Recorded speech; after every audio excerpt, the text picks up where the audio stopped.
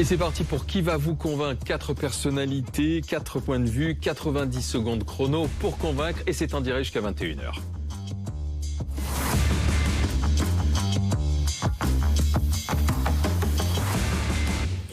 Ce soir, nous sommes avec Rafik Smati, chef d'entreprise, homme d'affaires. Gouverner, c'est prévoir et il aimerait bien que pour les affaires, c'est quand même plus facile. Le gouvernement prévoit est un cas précis, or ce n'est pas le cas. Alain Duhamel, éditorialiste BFM TV, qu'est-ce que c'est au lendemain de Nicolas Sarkozy, de sa condamnation et de l'appel? Qu'est-ce que c'est que cette République des juges qui ligotent le pouvoir politique? Avec l'éditorialiste Isabelle Saporta, on posera la question de savoir à quoi joue la mairie de Paris avec ses demandes de confinement jeudi dernier de 3 semaines pour la capitale, puis le rétropédalage et maintenant le refus du confinement le week-end. Et puis Lydia Guirousse, essayiste, le problème de la violence des mineurs de 16 ans revient sur la table quasiment au quotidien. Il faut savoir comment y répondre, peut-être en envoyant les jeunes délinquants en internat. On va commencer avec Alain Duhamel. Nicolas Sarkozy qui lance sa contre-offensive médiatique et une interview dans le Figaro à paraître demain. Un entretien télévisé demain soir. On est au lendemain de la condamnation de l'ancien président de la République. La droite fait bloc. Aidé aussi, on l'entend, par d'autres représentants politiques. Ils dénoncent cette justice qui s'immisce dans le débat politique et dans le débat présidentiel. Il suffit d'écouter Sébastien Chenu, par exemple, du Rassemblement national. Cette République des juges qui guette au coin de notre démocratie n'amènera rien de bon dans le pays. Que Nicolas Sarkozy rende des comptes à la justice, c'est tout à fait normal. Que la justice le sanctionne, c'est tout à fait normal. Mais il y a, je le rappelle, une présomption d'innocence encore aujourd'hui. Et puis on le voit bien, il y a des juges qui ont décidé, ici et là, hier et aujourd'hui, d'avoir la peau des politiques de Nicolas Sarkozy aujourd'hui, d'autres demain. Attention à cela, notre démocratie n'en a pas besoin. La démocratie n'a pas besoin, c'est la République des juges. Les politiques sont-ils ligotés par les juges? 90 secondes chrono, top. C'est à vous, Alain Duhamel. Je pense qu'il y a un dérèglement dans les rapports entre les politiques et les magistrats. Il y a toujours eu un dérèglement. Simplement, il se trouve que pendant plusieurs siècles, le dérèglement était au bénéfice des politiques. Et que pour les affaires sensibles, les magistrats étaient sous l'emprise des politiques. Et qu'aujourd'hui, c'est l'inverse qui se produit. C'est l'inverse qui se produit. Et on croule sous les exemples en ce moment. Rappelez-vous la lettre du procureur général et du président, alors le et là, je ne sais plus lequel est lequel, de la Cour de cassation, qui ont publié une tribune commune pour, en gros, taper à mort sur leur ministre de tutelle. Jamais on n'avait vu ça dans l'histoire de la magistrature. Jamais. Même sous l'Ancien Régime. Bon, on voit des magistrats qui, en ce qui concerne François Fillon, ont été à une vitesse supersonique, qui n'avaient jamais de leur vie réagi aussi vite. On voit avec Nicolas Sarkozy, on est d'accord ou pas d'accord avec les décisions prises, là c'est pas le problème en l'occurrence. Mais il y a une chose qui est sûre, c'est que les procédures sont réellement utilisées jusqu'à l'extrémité de l'extrémité. Et on voit que il suffit d'écouter d'ailleurs les débats au Parlement, que la question de savoir si on peut être ou non mis en accusation pour des actes en tant que ministre se pose ou pas. Il y a un dérèglement. Dérèglement, des politiques ligotées par les juges. Allez, c'est parti pour le débat. Rafik Smati. Je crois qu'il y a en réalité deux sujets différents. Il y a alors bien au-delà de l'affaire de Nicolas Sarkozy, il y a ce qu'un homme politique peut faire en périphérie de ses mandats et ce qu'il peut faire à l'intérieur de ses mandats. En périphérie de ces mandats, moi je suis de ceux qui disent que la politique n'est pas un territoire perdu de la République, c'est pas une zone de non-droit et qu'il faut rendre des comptes. Et que d'ailleurs, vous avez aujourd'hui, je crois, 396 métiers où vous avez besoin d'un casier judiciaire vierge pour l'exercer. C'est pas le cas pour être élu de la nation, ce qui pose fondamentalement un problème. En revanche, et c'est le dernier point qui a été évoqué par M. Duhamel, et il a raison, des actes qui peuvent vous être reprochés en tant que ministre dans l'exercice de vos fonctions, ça c'est extrêmement pernicieux parce que ça fait peser une chape de plomb, une épée de Damoclès permanente sur l'action politique. Et je crois que notre pays n'a pas besoin de ça aujourd'hui. Isabelle Saporta. Oui, oui. Que je voulais répondre rapidement. Vous aviez eu 90 secondes déjà. Mais ça y est, elles sont passées. La règle de l'émission, c'est qu'on a le droit de répondre. Il reprend. Ce que je voulais dire, c'est que les conséquences sur la prise de décision d'un gouvernement, quel que soit le gouvernement, sont extrêmement pernicieuses. Parce que déjà, gouverner, c'est extraordinairement difficile maintenant.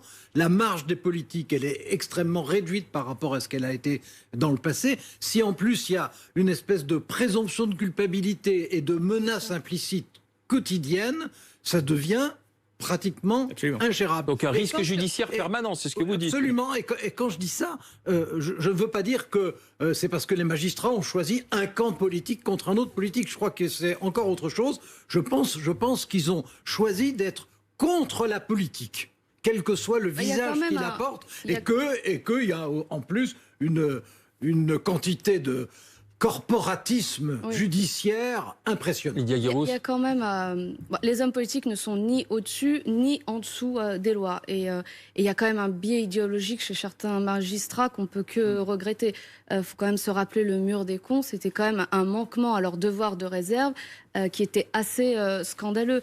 Donc le problème de cette volonté d'être toujours dans la transparence absolue et cette tyrannie de la transparence, c'est qu'à un moment donné, on va avoir un problème de recrutement de personnel politique de ça qualité. A déjà commencé. Et ça a déjà commencé et on le regrette. Et donc, qui va vouloir aller faire de la politique en étant diplômé, qualifié, avec des compétences? Plus personne en réalité. Et on va avoir un personnel politique qui ne sera pas à la hauteur. Et c'est la démocratie qui va trinquer. Excusez-moi, vous avez oublié simplement une chose, c'est se comporter correctement.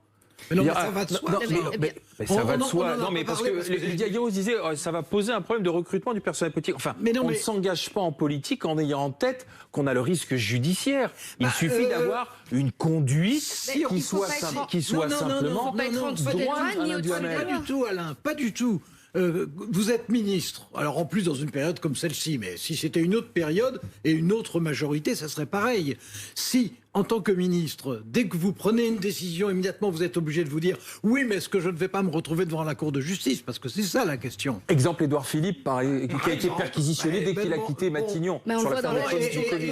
Et quand le ministre de la Santé est perquisitionné pendant qu'il est en gros dans un hôpital. Enfin, je veux dire, et c'est valable pour les maires aussi. Cette espèce de pression permanente, ça, franchement, ça donne pas envie d'entrer en politique. Et le fait est que on risque d'avoir une classe politique médiocre, durablement médiocre. Isabelle Saporta. C'est certain qu'on a vu pendant la gestion du Covid et on le voit chaque jour, effectivement, qu'une partie des dysfonctionnements était due à ça. C'est-à-dire que finalement, le personnel politique était plus occupé à essayer d'ouvrir le parapluie en grand au cas où il y aurait des risques, au fond, judiciaires, que d'agir. Donc ça, on a un vrai sujet là-dessus. C'est-à-dire cette espèce de truc de se dire, au fond, ouvrons le parapluie bien grand, protégeons nos fesses et nos arrières plutôt que d'agir, ça c'est pas possible. Maintenant, on ne peut pas préjuger au fond que les juges auraient une mission politique qui serait celle d'abattre les politiques. Je ne crois pas. Par contre, pas d'abattre. Par contre, non, mais ce que je veux dire, c'est qu'on ne peut pas non plus. D'intimider, c'est déjà beaucoup. On peut pas non plus préjuger de ça. Par contre, effectivement, ça crée un climat et ce climat, il est délétère. Je pense que vous aviez parfaitement raison tout à l'heure, Lydia, quand vous parliez de cette hyper-transparence. Et alors, c'est marrant parce que finalement, c'est nous qui l'avons voulu. Rappelez-vous comme on se réjouissait. De l'hyper-transparence, peut-être pas vous, Monsieur Duhamel, parce que vous avez toujours un temps d'avance, mais malgré tout, on se réjouissait de l'hyper-transparence, peut-être deux. On se réjouissait de s'être débarrassé de tous les vieux barbons en se disant c'est cumulard, c'est machin, enfin, on s'affranchissait des règles. Oui, on s'affranchissait des règles. Et maintenant, on se retrouve avec des députés nénuphars qui ne connaissent quand même pas grand-chose, qui sont un peu flottants dans l'air parce qu'ils n'ont plus d'ancrage territorial. On se retrouve effectivement avec un personnel qui est un peu pâle et qui n'est pas capable de faire face. Et c'est vrai que là-dedans, on a l'impression d'une classe politique qui est entièrement tétanisée. Rafik Smati. Oui, c'est cette américanisation de la société française et de la politique française qui est inquiétante. En revanche, sur le point que vous mentionniez, en disant que finalement plus personne n'aura envie de faire de la politique à cause de ça, je ne dis pas plus personne, c'est plutôt plus personne de qualité. En fait, je ne crois pas, et je vais vous dire pourquoi. Je crois que l'engagement politique, en tout cas c'est ce qu'il devrait être, c'est basé sur des convictions et sur une vision, et pas forcément sur une volonté d'être confronté à des juges ou pas. J'ose espérer que c'est pas le critère. Mais non, mais je vous dis pas que c'est par masochisme qu'on entre en politique. Un peu quand même. Non. Oui, vu la violence de la vie politique. Vous avez expérimenté. C'est très important de savoir ce que sera la règle au moment où on entre en politique. Et bien sûr qu'on peut avoir des idéaux, des convictions, envie de servir, d'être utile, etc. Et puis peut-être aussi le goût du pouvoir et d'autres choses. Mais il n'empêche que il n'empêche qu'au bout du compte, encore faut-il pouvoir au moins jouer sa partie normalement, ne pas se donner le sentiment d'être en permanence. Oui, d'accord. Sous surveillance. Alors, Lydia Guirous. Encore faut-il être En fait, irréprochable. c'est une Lydia chape Guirous. de plomb. Évidemment. J'ai Il y a une jamais forme dit le de. contraire. En fait, Lydia on a une espèce de risque permanent, une peur permanente qui paralyse la oui, décision. C'est exactement Et donc, ça. les politiques sont plus dans la gestion de leurs risques judiciaires plutôt que dans l'action. Et on l'a vu pendant la crise de la Covid. Après, être irréprochable, moi, je trouve que c'est facile de dire ça. C'est une forme un peu de populisme. La classe politique, elle n'a pas vocation à ne pas être irréprochable. Mais l'exercice du pouvoir, surtout au plus haut niveau, comporte quand même des risques. Et parfois, les décisions, quand c'est des conseillers qui les prennent, on n'est pas au courant de tout. Donc, je trouve qu'il ne faut pas arriver à ce moment où, en fait, on a des politiques qui sont paralysées, tétanisées et qui n'agissent plus. Vous savez, quand on est chef d'entreprise, on nous demande précisément d'être irréprochable. Et quand on sort un petit peu du cadre, on nous le fait payer. Enfin, aux politiques aussi, c'est la règle. Aux politiques tout le monde. aussi. Non, mais Et tous c'est les tant mieux. citoyens. Oui, non, mais ce que je veux dire, c'est vous prenez un garçon ou une fille de 25 ans ayant fait de bonnes études, avec la possibilité de choisir, c'est pas le cas de tous, hein, avec la possibilité de faire dans cette choisir. galère, c'est ça que vous voulez dire. oui. Si d'un côté on leur offre des perspectives professionnelles intéressantes intellectuellement et bien payées, et si de l'autre on leur promet d'être en permanence avec un risque de procès, de déféré, de critique, de calomnie et de jugement. Franchement, il faut être un héros ou un saint pour y aller. dépend de Il votre faut objectif être un de vie. héritier. En Tout réalité, dépend de il y a votre aussi objectif cet de vie, si élément-là. Lequel Ou alors, il faut être un héritier pour pouvoir prendre le risque d'aller en politique. Et donc, vous allez avoir une classe politique d'un niveau très médiocre, ou alors et l'autre partie de la classe politique, ce sera des héritiers qui pourront se permettre de s'engager là-dedans. C'est exactement Et je la trouve que c'est une société régression. politique américaine. Voilà. Et moi, je trouve que ça. c'est une régression de Vraiment, C'est mais la là, société là, politique en France, américaine. on est plutôt dans une hyper-fonctionnalisation de la classe politique, puisque vous savez qu'on a quand même cette école merveilleuse, d'ailleurs dont Macron devait nous débarrasser, qui est l'ENA, qui fait que quand vous sortez de votre corps d'origine, après vous pouvez aller en politique, revenir, votre ancienneté est comptabilisée, vous réintégrez votre corps Il n'y a d'origine. pas que l'ENA. Non, mais ce que je veux dire, c'est un vrai sujet, ça. Malgré tout, c'est un vrai sujet. Oui, mais C'est-à-dire c'est un que vrai sujet, mais c'est demain, pas- À l'Assemblée nationale, vous avez beaucoup Non, mais de ce que je veux dire, si beaucoup demain- d'avocats. Si demain oui, mais si vous êtes avocat, vous prenez votre risque au fond, comme l'a fait Pas Dupond-Moretti, à qui d'ailleurs on a reproché ce Pas qu'il tant gagnait, ça. rappelez-vous. Hein. Oui. Et ben vous perdez votre Oui, mais ça, clientèle pendant ce temps-là. Malgré tout, quand vous êtes médecin, vous perdez votre patientèle. Quand vous êtes fonctionnaire et que vous réintégrez votre corps d'origine, il y a un vrai problème. Moi, je pense que ça, c'est une des problématiques françaises. On aussi. a l'impression. Un mot. La patientèle. On a l'impression qu'Alain Duhamel, avec quand même sa prise de Vous voyez, position, c'est a l'air bien, de ça faire pourrait servir à l'unanimité. ça ce soir. On va voir quel est le jugement pour Beaucoup notre d'autres choses. éditorialiste maison. Alors, les politiques sont-ils ligotés, tétanisés, paralysés par les juges? Un rouge, un vert pour Alain Duhamel. Convaincu, Isabelle Alors moi, je Saportet suis toujours convaincue par Alain Duhamel, j'ai envie de vous le dire. Principe. Je ne sais pas si je les trouve forcément ligotés, mais lui, je trouve qu'il le dit avec verve et talent, donc je suis toujours pour. Lydia Guirous. Plutôt convaincu, oui. Rafik Mati. Convaincu également. Eh ben, écoutez, ça commence par un carton plein pour Alain Duhamel. C'est l'école des fans, hein. Trois Ça marche verts. pas, là. Moi, Trois verts je vais pour dire Alain rouge, Duhamel. finalement. L'animateur n'a rien dit de positif. Non, mais Nous- ça, normalement, c'est un Neutralité. arbitre neutre. Nous allons continuer avec Lydia Guirous, l'ancienne. On parle des Républicains, d'ailleurs, il faut le rappeler, vous êtes aujourd'hui essayiste, et on va parler avec vous de la délinquance des mineurs. On va se souvenir de ce qui s'est passé là, au cours des dernières 24 heures. C'est encore un jeune de 16 ans qui a été blessé par les policiers à Bordeaux. C'est parti d'un refus d'obtempérer à un barrage. Donc on a une nouvelle fois de la violence, du refus d'obtempérer, l'âge de la personne incriminée, 16 ans, et il résonne encore ce qui s'est passé ces derniers jours, la guerre des bandes, des victimes, des interpellations, et cet âge qui tourne autour de 13, 14, 15 ans, voire 14 ans pour les victimes. Est-ce que c'est la question de la justice des mineurs qui est posée? Le ministre Éric Dupond-Moretti. Pour les infractions les moins graves, nous avons mis en place, avec Monsieur le Premier ministre, le doublement des délégués du procureur permettant une réponse pénale ultra rapide. Et pour les actes les plus graves, nous attendons avec impatience l'entrée en vigueur du Code de justice pénale des mineurs qui permettra là aussi une réponse pénale rapide. Elle passera, Madame la députée, de 18 mois en moyenne à effectivement 3 mois. Voilà, cette justice, elle bouge, mais pour vous, Lydia Guirous, il faut peut-être repenser à l'internat, à placer, à isoler les mineurs délinquants. 90 secondes chrono pour convaincre, c'est parti. Alors, c'est parti. Oui, il y a une multiplication de faits divers autour de la violence des jeunes qui sont de plus en plus jeunes, et une violence qui est de plus en plus forte. Il y a une radicalisation dans les formes de violence. Il y a eu l'Essonne, il y a eu Saint-Ouen, il y a eu aussi Paris 15e, Beaugrenelle, et on voit qu'ils sont de plus en plus violents, et certains ont parlé d'ensauvagement. Alors évidemment, il y a le côté judiciaire, avec la chaîne pénale qui doit être beaucoup plus efficiente, mais il y a aussi un levier qui est de l'ordre de l'éducation pour essayer de sauver l'avenir de ces jeunes. Donc moi, je pense qu'il faut remettre en place des internats pour pouvoir sortir de leur environnement ces jeunes qui sont des adolescents qui glissent vers la délinquance, c'est de faire de la prévention, les mettre la semaine à l'internat. Alors certains proposent la suppression des allocations familiales, mais pourquoi pas orienter les allocations familiales vers le financement de cette place en semaine à l'internat? C'est une façon de redonner une chance aussi à ces jeunes. Et je trouve que on soulage aussi des parents qui sont parfois dépassés, des parents qui sont parfois aussi démissionnaires. Je trouve que c'est le rôle de la société d'être non pas seulement dans la punition, mais aussi dans la prévention et dans l'éducation, avec un milieu qui est plus favorable, parce que c'est souvent des jeunes qui n'ont même pas un bureau pour pouvoir étudier. Et je crois qu'il est préférable de sauver 100 jeunes qui sont en train de glisser vers la délinquance plutôt qu'un jeune d'un quartier avec la discrimination positive. Donc c'est vraiment une mesure qui permet d'éviter ce glissement vers la délinquance et cette radicalisation de la violence des plus jeunes. C'est une proposition concrète, l'internat, et pourquoi pas orienter les allocations si on fait une sanction? Qu'en dites-vous, Rafik Smati? Place au débat. La prévention et la répression sont les deux faces d'une même médaille. Donc évidemment, il faut plus de centres éducatifs fermés, même beaucoup plus, parce qu'aujourd'hui, je crois que vous avez 1800 places environ, ce qui est évidemment trop peu en France. Mais Mme Guirousse a raison quand elle parle d'internat. On pourrait même rajouter un mot qui est important, d'excellence. Une façon de... Non, c'est pas, oui, mais c'est pas mon idée, parce que l'internat d'excellence avait été développé par Nicolas Sarkozy, et on prenait des élèves qui étaient déjà des bons élèves et on leur donnait des conditions de s'améliorer. Là, ça serait presque des internats de non-excellence. Oui, c'est prendre ceux qui n'y arrivent pas pour leur permettre d'y arriver. Oui, mais l'excellence n'étant pas le recrutement, mais l'objectif. Parce que justement, précisément, ces jeunes-là le méritent. Donc je suis extrêmement favorable à cette proposition.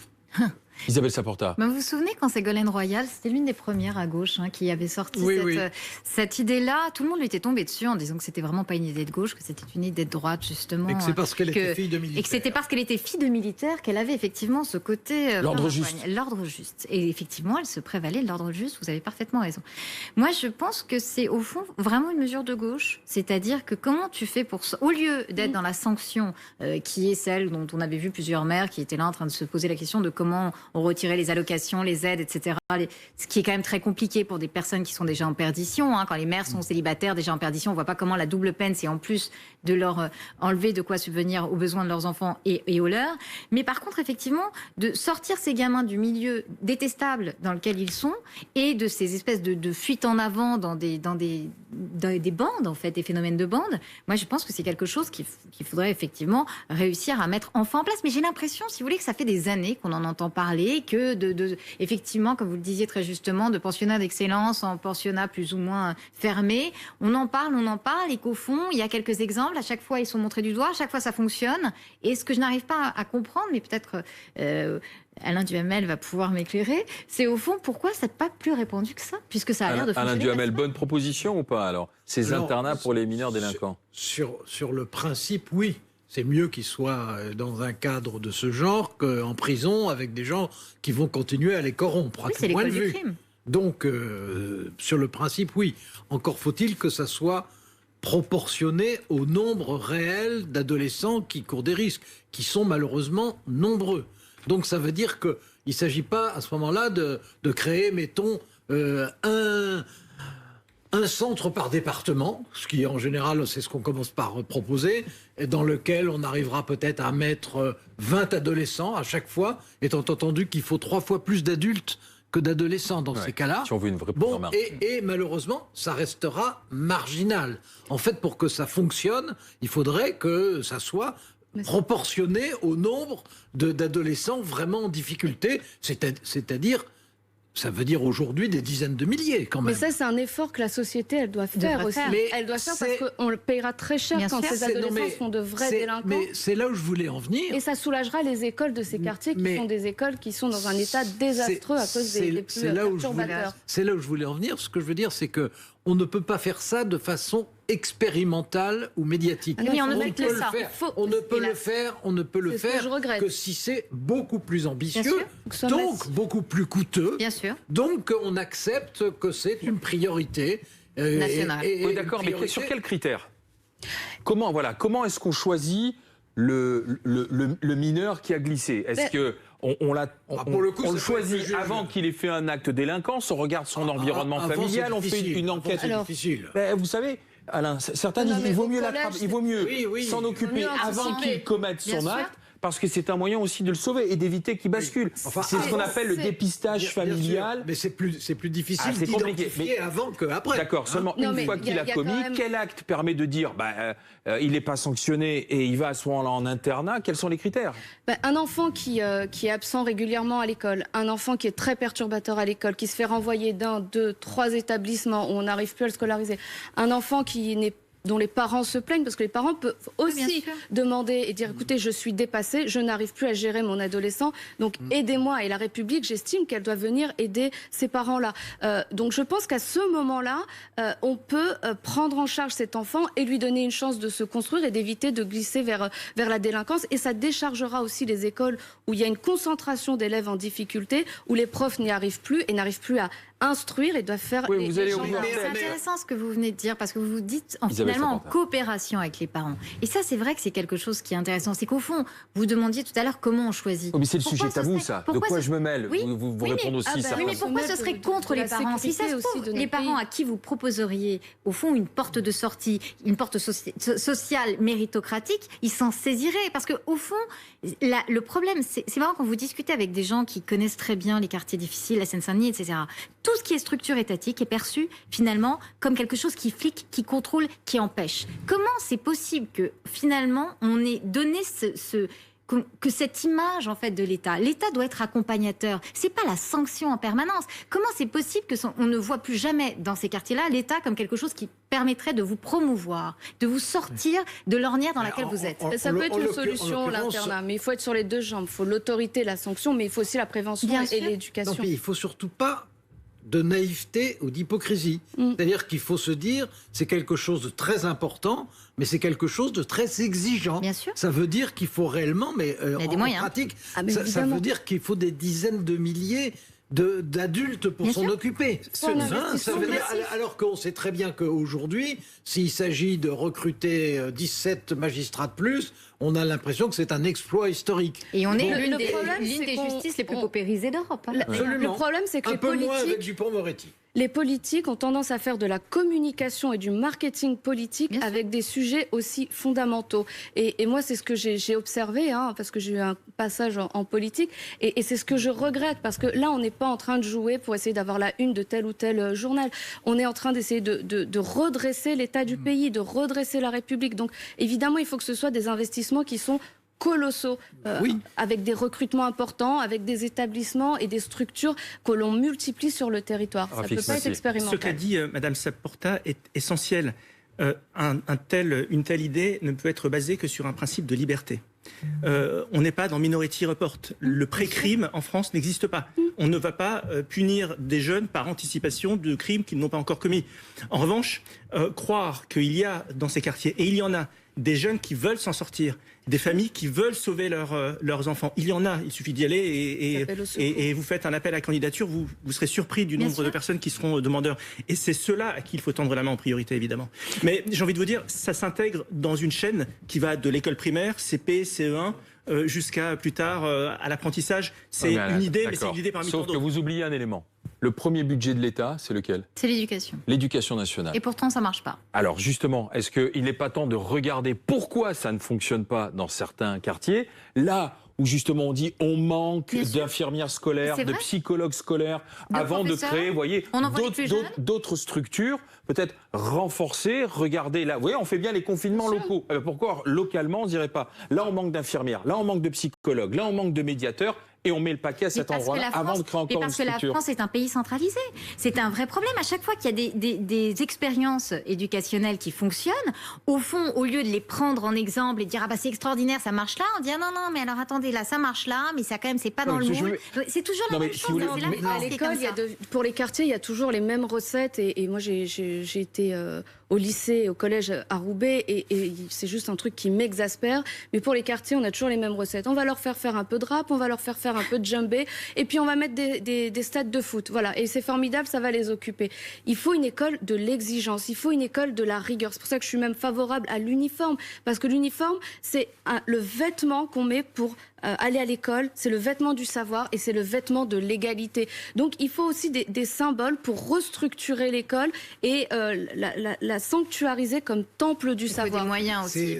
Mais bien sûr qu'il faut des moyens, mais il faut aussi une reprise en main aussi idéologique, je pense. Et il y a quand même une contradiction dans la mesure où on veut que ça ne soit pas l'État qui fasse tout et qu'il n'y ait pas un État tutélaire et puis des citoyens irresponsables, et où, en même temps, si on veut que ça ait un sens et que ça puisse marcher, il faut que l'État prenne ça en main financièrement, en termes d'effectifs, en termes de budget, et ça sera l'État quand même. Alors, fin de la discussion. Ça sera l'État quand même. Fin de la discussion, c'est le moment de Bien, voir si monsieur, cette bien, proposition de Lydia Guirous a recueilli votre assentiment, a fait l'unanimité.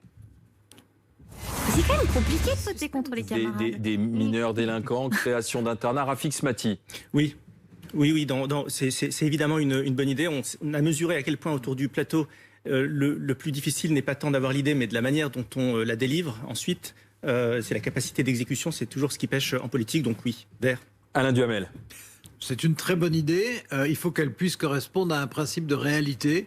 Et le principe de réalité, c'est que c'est une affaire gigantesque qu'il faut traiter comme une affaire gigantesque et pas comme une expérimentation heureuse. On est tout à fait Isabelle d'accord. Saporta. Mais c'est l'école des fans, je vous dis, on a un sujet quand même. C'est grave, donc on va encore dire... Non, mais moi, je trouve que vous avez dit des choses très intéressantes, donc effectivement, je suis verte aussi.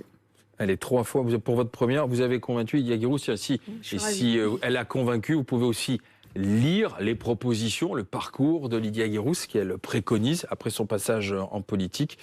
C'est votre livre, Lydia Guirous, Assimilation, en finir avec ce tabou français, aux éditions L'Observatoire. On va revenir à la chose économique avec Monsieur Smati, Rafik de son prénom, chef d'entreprise, homme d'affaires.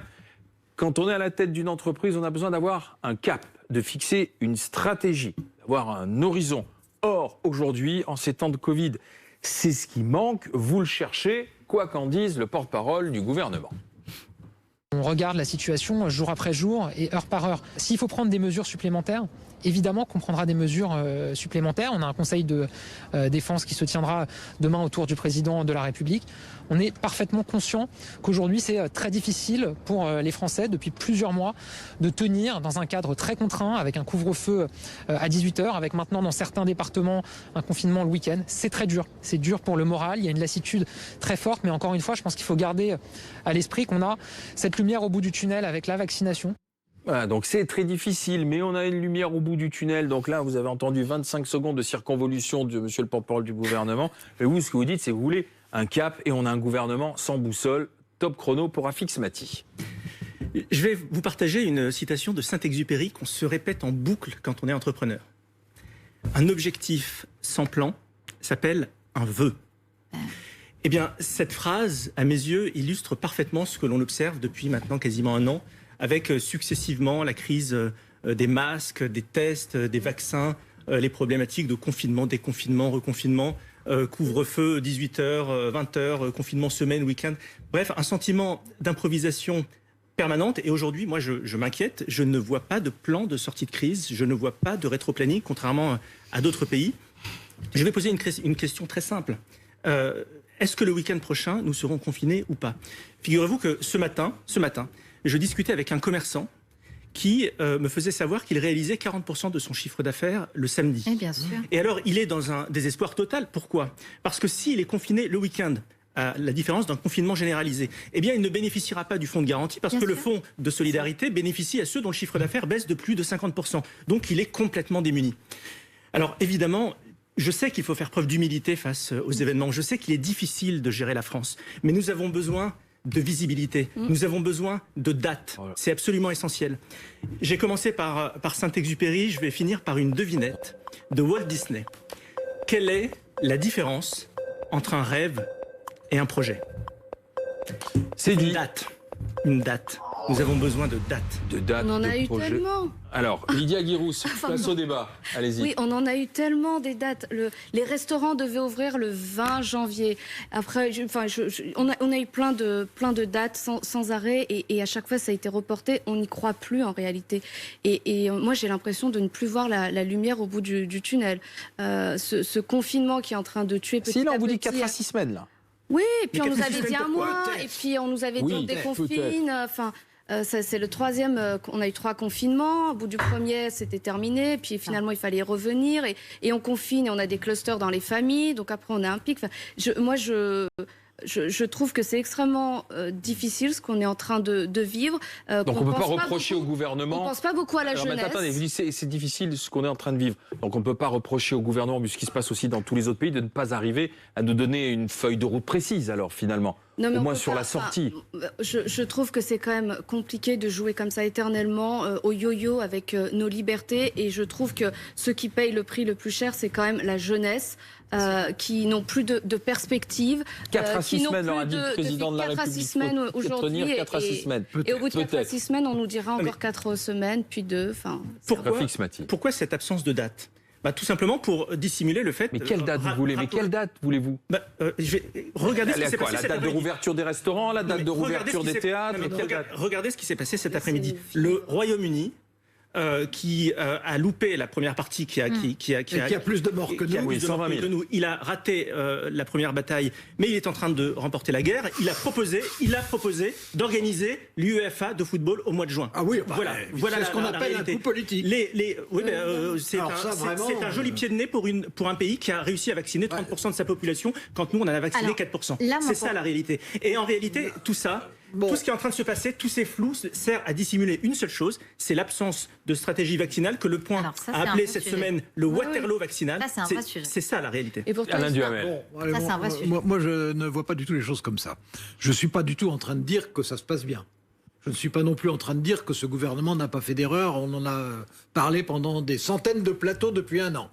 Je ne suis pas non plus en train de dire que le rythme de la vaccination en ce moment est idéal, même si il accélère quand même, heureusement, notablement. Bon, mais il faut cesser de faire semblant de se dire on peut savoir, on peut expliquer où on va, on peut donner un calendrier et on ne se trompera pas. Eh ben non, ça n'est pas comme ça. Et aucun gouvernement n'y arrive. Aucun gouvernement. Pour une raison très simple, c'est que la situation qui existe est une situation qui n'avait jamais existé avant, que jamais on avait confiné et déconfiné, que jamais on avait eu une pandémie. Il y a eu des pandémies plus importantes encore dans le passé, bien entendu. Mais simplement, à l'époque, on n'en parlait pas. Il faut se rappeler que la grippe espagnole qui a fait tellement de morts en France, et 20 millions de morts totalement, on n'en parlait pas dans la presse. Non, mais il y a eu aujourd'hui, le même prix. Aujourd'hui, c'est qu'on n'accepte plus l'idée de mort. Bien sûr, la semaine n'a pas le même prix, ça c'est sûr. Aujourd'hui, on vit dans le brouillard, l'inconfort. Et pour les jeunes, de grandes difficultés, même s'il ne faut quand même pas oublier au passage que la France est un des rares pays qui a fait le maximum pour que les jeunes puissent continuer à aller à l'école, ce qui n'est pas le cas, par exemple, des Britanniques dont vous parliez. Oui, qui sont toujours confinés, il faut le rappeler. Là. Ça a des conséquences très lourdes. Pendant un an, les écoliers britanniques n'allaient pas à l'école. Alors, on n'a pas un gouvernement de magiciens. Je ne suis pas du tout en train de vous dire ça. Mais on a un gouvernement qui tâtonne comme les gouvernements. On a un gouvernement qui fait des erreurs comme les gouvernements. La seule différence, c'est qu'on ne fait pas les mêmes erreurs que nos voisins, mais ils font des erreurs aussi. Et dans des circonstances comme celle-là, celui qui arriverait en disant moi j'ai un plan, moi j'ai un calendrier, moi j'ai la solution, et moi je peux vous dire où on va aller, comment on va y aller et à quel rythme, eh ben ça serait Cagliostro. Je vais vous dire, monsieur Diamel. Peut-être un de vos amis. Le problème n'est pas tant de faire des erreurs. Faire des erreurs, que l'on soit un homme politique ou un chef d'entreprise, c'est inhérent au principe même de la décision. Mais le pire, c'est de ne pas prendre de décision, précisément. Eh ben ça n'est pas. Alors, prenons l'exemple des vaccins. Quelque chose qui me révulse et que je ne comprends pas. Peut-être avez-vous la réponse. Nous avons aujourd'hui 7 millions de doses de vaccins dans notre pays. Nous avons 4 millions de personnes qui ont été vaccinées. Alors certes, c'est moins pire qu'il y a un mois, mais que fait-on ? Systématiquement, dans toutes les séquences, nous avons ce fameux train de retard. Et résultat des courses aujourd'hui, je ne sais pas comment je vais pouvoir gérer mon business dans 2 semaines ou dans un mois. C'est ça la réalité. Mais là, il y a une réponse. La réponse, c'est on est dans un pays hyper centralisé. Oui, bien sûr. Voilà. Bon, oui, mais c'est un facteur. Et 2, on a choisi une stratégie médicale de commencer par telle ou telle catégorie, dont les conséquences évidentes et nécessaires sont que c'est beaucoup plus lent et difficile à mettre en œuvre. Commencer par les EHPAD, c'est pas moi qui vais vous dire qu'il faut pas commencer par les EHPAD, mais il n'empêche que c'est évidemment bien plus compliqué que ça ne serait si on avait dit, allez, on essaye de commencer pour l'ensemble, on ouvre à tout le monde et que le premier soit servi. Enfin, on peut reconnaître quand même Alain Duhamel qu'il y a eu un problème de logistique en France. Attendez, ne me dites pas ça. Je demandais à Alain, je l'ai dit 150 fois. Ils sont appuyés sur McKinsey, il me semble, en payant ses cabinets pour mettre en place la stratégie vaccinale, et c'est quand même un flop absolu. C'est-à-dire qu'ils les ont appelés quand c'était déjà aussi trop tard. Enfin, c'est pas que. Ce que dit Rafik, c'est qu'aujourd'hui, il attend que le gouvernement puisse donner un cap et des dates. Et que votre ami Boris Johnson a un large recours au cabinet de consultants. Alain dit, très large. Ce n'est pas possible aujourd'hui d'arriver à donner des dates précises comme les attendent. Rafik, qu'est-ce que vous en dites, Isabelle? Moi, je leur reprocherais plutôt d'en avoir donné trop. C'est-à-dire qu'au fond, ils n'ont pas arrêté de nous donner des dates et de nous faire miroiter ou craindre des confinements, puis des machins, etc. et qui créent une espèce de situation hyper anxiogène sans qu'on sache où on va. J'aurais préféré qu'ils nous disent, nous naviguons à vue, puisque c'est le cas, et c'est normal au fond, parce que tout le monde le fait, tout le monde navigue à vue. Nous naviguons à vue, c'est assez compliqué, etc. Mais que par contre, effectivement, la logistique vaccinale roule. C'est vrai que si on avait pu choisir entre pas de date et une logistique vaccinale qui roule, j'aurais préféré qu'on n'ait pas de date et une logistique vaccinale qui roule. Il se trouve qu'on a des dates qui changent et qu'on a effectivement ce pauvre Gabriel Attal qui, malgré son talent, vient toutes les 10 minutes à la télé pour dire une chose et son contraire, puis le contraire de la chose qu'il a dite. Bon, enfin, ça, en même temps, c'est pas que le gouvernement, la gauche le fait très bien aussi. Mais je veux dire, on est quand même dans un truc qui n'a aucun sens. Oui, moi, je voudrais quand même saluer la décision d'Emmanuel Macron, parce que c'était assez courageux. Il a été contre Véran, contre Castex qui voulait confiner, et il a choisi de nous laisser... Contre le conseil scientifique. Oui, et il a plutôt pris le pari de la vie, de la liberté, et j'espère qu'il va tenir le cap. La liberté en semi-confinement quand même. Oui, mais bon, c'est quand même mieux de pouvoir... la semi-liberté. C'est quand même mieux de pouvoir sortir la journée. C'est quand même mieux de pouvoir sortir la journée que pas sortir du tout. Et pensons quand même aux tout petits enfants, il y a quand même des conséquences psychologiques extrêmement lourdes demandées aux professionnels de santé. On est le pays qui consomme le plus d'antidépresseurs. Je pense qu'on va exploser les records d'antidépresseurs dans les mois et dans les années à venir. Donc j'espère qu'il va maintenir le cap et qu'ils ne vont pas encore une fois reconfiner. Il y aura des conséquences désastreuses. Et surtout, il n'y a pas de consensus médical. J'ai l'impression que c'est l'histoire sans fin. Donc dans le doute, il faut que ça profite à la liberté. Donc ne fantasmons pas sur une date. Continuons là sur cette... Voilà. Continuons à vivre et on sera obligé de vivre avec. Et reconnaissons aussi que quand on écoute 10 fois le gouvernement, ça peut être 10 paroles différentes, voire contradictoires, mais quand on écoute les 10 médecins les plus compétents en France, on entend 10 langages avec 10 réponses. Voyez-vous, je suis profondément, d'ailleurs je l'ai dit sur ce plateau, contre l'idée d'un 3e confinement. Mais pour autant, je vais vous dire, il y a pire qu'un 3e confinement. Il y a pire qu'un confinement, c'est l'incertitude. Et en parallèle de cette incertitude, en filigrane, il y a cette infantilisation de la société, cet état nounou qui, quelque part, est incapable de nous dire les choses. Il nous dirait, demain, nous sommes...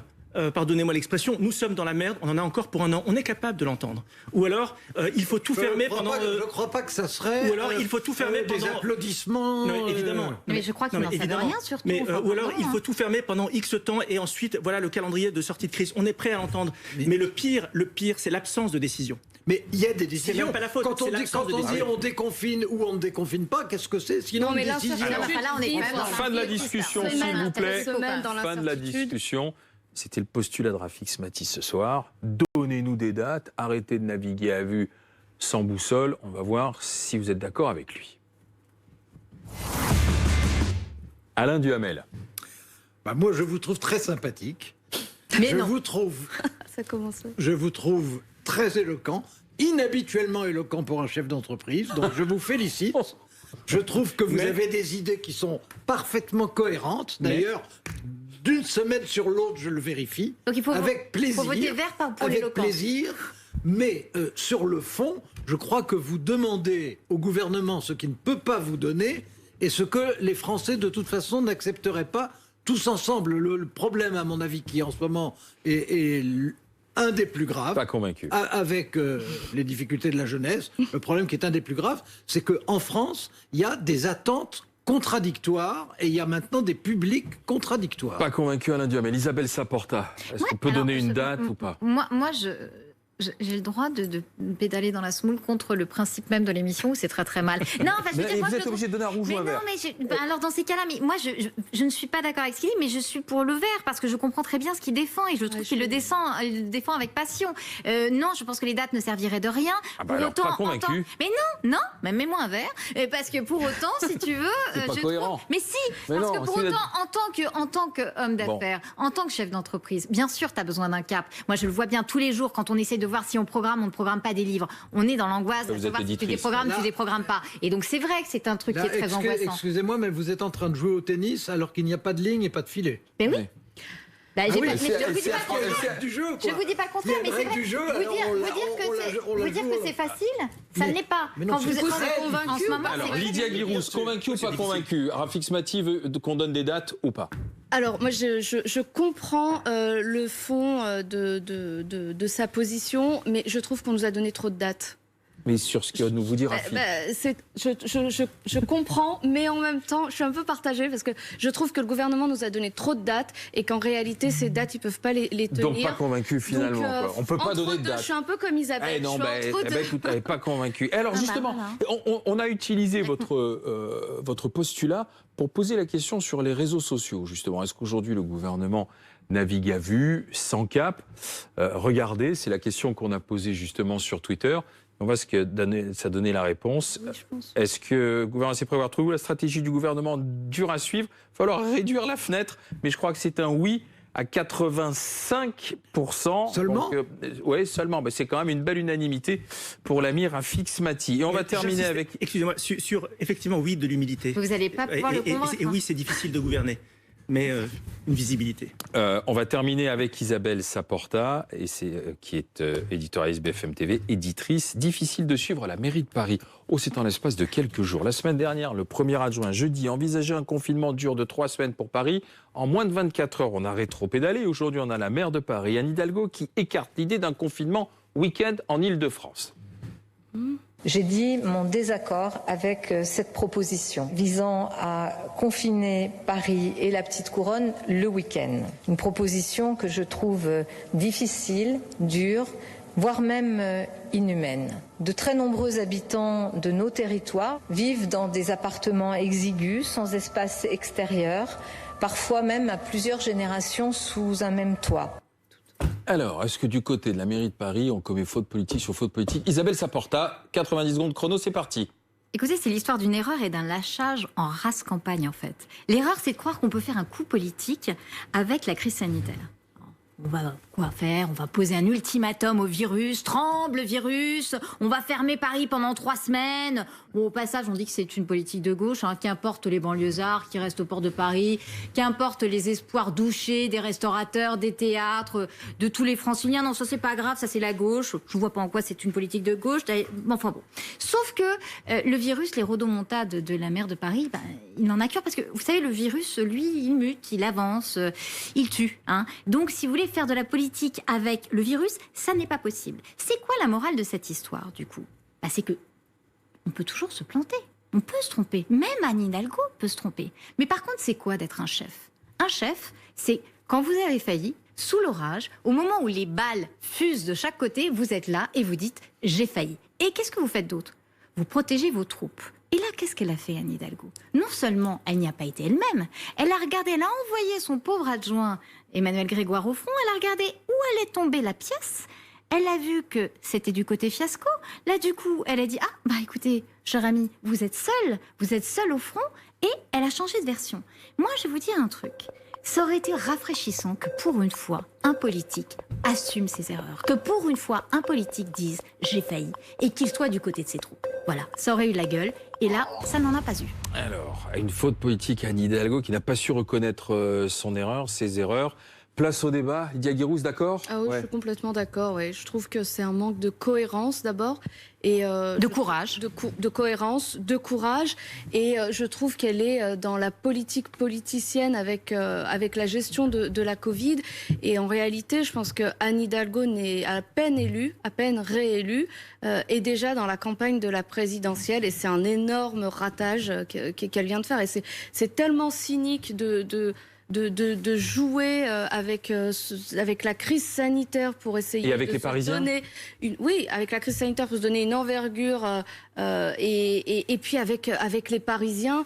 Enfin, je trouve ça mais tellement consternant et c'est tellement tout ce qu'on ne veut plus voir de la politique que je suis d'accord avec vous. Alors, Alain Duhamel, il y a une erreur, il y a une faute de la part d'Anne Hidalgo? Ah, écoutez, c'est une plaisanterie de poser la question. Et c'est évident. On dit qu'elle a du pif politique, normalement. Elle sent les choses venir. Elle a de l'expérience et elle a habituellement un certain sens tactique. Je dis habituellement parce que ce n'est pas la première fois qu'elle démontre quand même le contraire. Elle l'a démontré avec les écologistes et elle le démontre maintenant avec le Covid. Donc ça peut lui arriver. Mais surtout, moi, ce qui me déplaît, c'est deux choses. Le cynisme avec lequel, dans cette affaire, on joue avec les peurs des Français. Bien sûr, et ça. Attendez, comment là? Ben oui. Ben oui. Ben c'est ce que j'espère avoir été clair. Jouer avec les peurs, c'est ça, c'est jouer avec les peurs. Dire il faut faire ceci, et puis alors un premier adjoint qui dit oui, puis on fait ça pendant 3 semaines. Non, parce que c'est l'inverse qui a été dit jeudi dernier par Emmanuel Grégoire. C'est de dire il faut prendre des décisions au nom de la sécurité sanitaire et pour rassurer les Parisiens. Et moyennant quoi, au bout de 3 semaines, tout ira bien, madame la marquise. Oui, on ensuite, le problème réouvrira les sera réglé. restaurants, les bars. Bien sûr, embrassons-nous Folleville. Alors qu'est-ce que tout le monde voit dans tous les pays? C'est que personne n'a trouvé, bon, sauf l'Australie et la Nouvelle-Zélande, sont des îles, etc., barricadées sur elles-mêmes.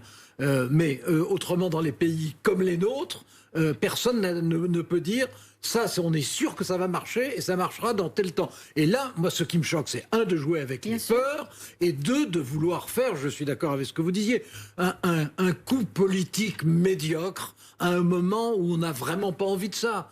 On a envie de gens, que ce soit au niveau municipal, départemental, régional ou national, on a envie de gens dont on veut croire qu'ils sont sincères, dont on sait qu'ils ne sont pas forcément tellement compétents, qu'ils n'en savent pas toujours tellement plus que nous, mais qui au moins se comportent bien vis-à-vis des Français en ne jouant pas avec leurs sentiments et vis-à-vis de leurs propres troupes en ne les abandonnant pas en race campagne, ce qui est la pire des pédagogies politiques. Rafik Smati.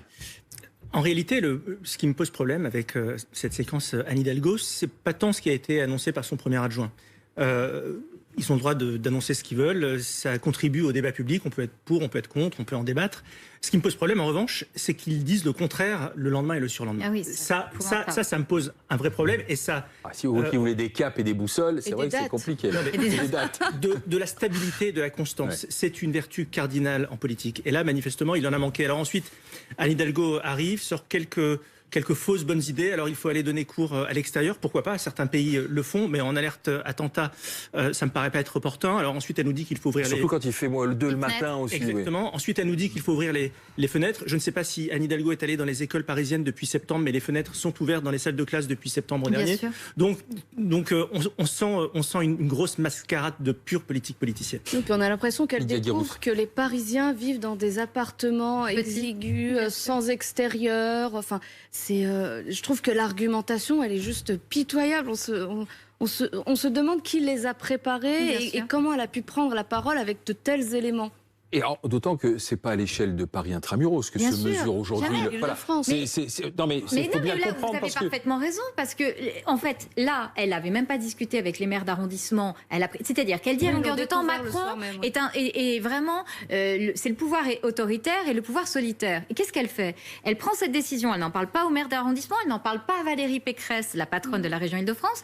Ça veut dire quoi, ça? oui, puisque c'est du Paris, confinement c'est de une l'Île-de-France dont Bien on sûr. parle et pas du confinement de Paris intramuros. Paris serait une forteresse assiégée de banlieusards qu'on ne laisserait pas rentrer. Enfin, elle n'a pas conscience des flux de travailleurs qui viennent chaque C'est jour 60% je dans crois la ville, bien sûr. des gens qui travaillent à Paris Bien qui sûr. n'habitent pas à Paris. Donc tout ça est ahurissant en fait. Et là où vous avez parfaitement raison, Alain Duhamel, c'est qu'en plus c'est vrai que ça joue avec les peurs, c'est-à-dire les peurs Oui, et les désirs. C'est-à-dire qu'effectivement dire aux restaurateurs dans 3 semaines on va tout serrer, dans 3 semaines vous verrez on rouvrira tout. C'est même, je vais vous dire un truc, c'est prendre pour des dégueulasse cons, hein. en fait. C'est dégueulasse. Attends, vous dites C'est Oui, dégueulasse. c'est dégueulasse. Ben C'est oui. dégueulasse parce que, si vous voulez, c'est créer des espoirs qui ne peuvent pas, qui ne pourront pas être, assouvis. Donc c'est Mais pas bien. alors, C'est pas attendez, bien. parce que là, vous êtes d'accord pour dire que c'est une faute politique. Mais l'arrière-pensée, c'est véritablement. C'est une faute morale Attendez, aussi. c'est véritablement 2022, Bien sûr. l'arrière-pensée, Évidemment. ou c'était juste là comme.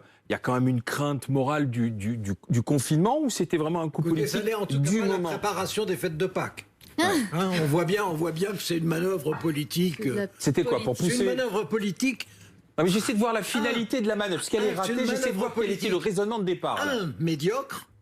2, raté.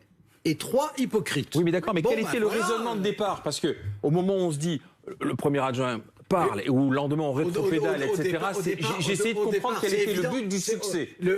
L'objectif, c'est de dire, je vais impressionner sur un angle donné, Bien sûr, et les mais Français oui, se c'est le ça. rappelleront, et ça me permettra d'avancer de 2 pions vers la gauche et Bien peut-être sûr. un vers la droite. Je suis une femme à poigne. Je vais plus loin que Castex encore. Castex ne nous propose pas ça. Je vais plus loin encore. Mais sauf qu'on Et ne je fait pas de viens coup politique après- sur les. Et Lydia Guérouz. je viens après le maire de Nice et moi aussi je Bien m'impose sûr. dans le débat et sur la scène au niveau national et je protège, je pense qu'ils ont dû lire quelques études qui disent que les Parisiens Oui, oui. veulent être protégés et donc je suis la personne qui va protéger les Parisiens et elle s'installe comme ça dans un espèce de face rapport. à face et de rapport avec Emmanuel Macron et elle prépare sa présidentielle mais c'est je trouve que ça d'un Rafik Smati. cynisme et d'une nullité. Oui, c'est vraiment désespérant parce que tout cela contribue au climat de cacophonie. Je parlais tout à l'heure de la nécessité Bien d'avoir une cohésion d'ensemble. Pardon, mais quand on est maire de Paris, sa voix porte. Et j'ose On n'est espérer pas un qu'elle- maire comme les autres. surtout. On n'est pas un maire comme les autres. Quand on est président de région ou maire de Paris, on porte une voix singulière, a fortiori lorsqu'on prétend à la présidence de la République française. Donc la responsabilité veut que lorsque l'on voit une opinion publique à cran, précisément liée à une impasse apparente dans laquelle nous sommes, eh bien l'humilité et la décence consistent à se taire. Ouais, mais justement, il y a unanimité. On va regarder, ou plutôt on va vous demander si c'est rouge ou vert, mais je me doute de ce qui va se passer. Le verdict, s'il vous plaît. Lydia Guérouz, faute politique d'Anne Hidalgo. Ah bah totalement convaincu. Oui, faute Allez, politique boum, un petit verre. et cynisme et puis tactique médiocre. Je pense qu'elle s'est Rafik Smati. disqualifiée. Je plus sois. 2 verres. Alain Duhamel, juste pour belote 10 de d'air. C'est ce qu'on appelait sous la 4e République du mollettisme. C'est vrai. Du nom de. Guy Guy Mollet, Mollet. président du Conseil et le patron socialiste de l'époque, de la SFIO. 3 verres pour Isabelle Saporta. On se retrouve demain 19h pour le 120% News, suivi du Qui va vous convaincre à partir de 20h. Dans un instant, le dézoom avec Aurélie Casse. Passez une bonne soirée et rendez-vous demain 19h.